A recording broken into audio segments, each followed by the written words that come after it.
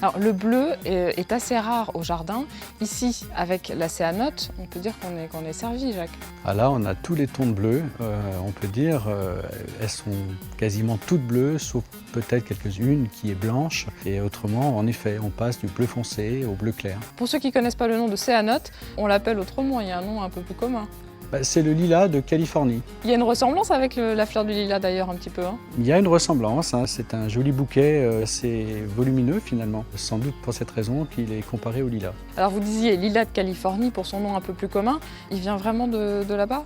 Il est originaire en effet de cette région des États-Unis, sinon on le retrouve un petit peu au Mexique, mais globalement en effet c'est son origine.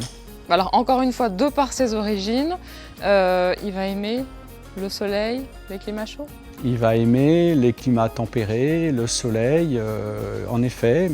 Bien que les plus belles ne sont pas dans le sud de la France, à mon avis, elles sont plutôt dans l'ouest. Parce qu'il aime également un terrain frais et puis un petit peu drainant.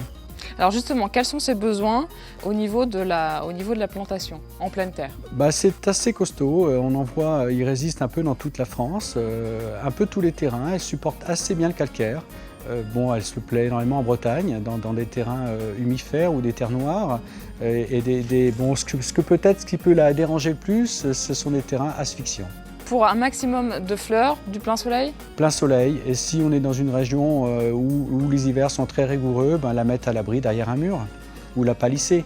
Est-ce que ça grandit rapidement? Est-ce que ça prend vite? Ça a une croissance assez rapide. Il faut la contenir, c'est-à-dire qu'il faut la tailler régulièrement plutôt que de la tailler tous les 3-4 ans très court, ce qu'elle n'aime pas beaucoup.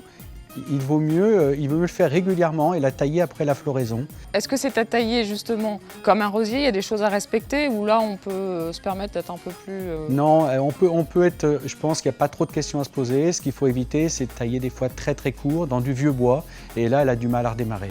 C'est pour ça qu'il vaut mieux faire une taille régulière. Qui lui permet de garder un port compact. Tout à fait, et de refaire des jeunes branches tous les ans. La taille se pratique à quel moment dans l'année? Après la floraison, c'est-à-dire ça s'échelonne entre avril et juin. Et il ne faut pas trop traîner, il faut lui laisser le temps de refaire toute sa végétation durant l'été. Alors justement pour la céanote qu'on a là sous les yeux, la floraison débute quand? Est-ce qu'elle dure longtemps? C'est une floraison de mai. Et qui s'échelonne sur combien de temps? Et qui dure un mois. Est-ce que vous pourriez me décrire un petit peu le feuillage? Il est tout petit, ce sont de toutes petites feuilles, plus petites que les fleurs. Oui, chaque variété a un feuillage un peu différent. Il y a des variétés ont des feuillages très lancéolés, d'autres des petites feuilles rondes.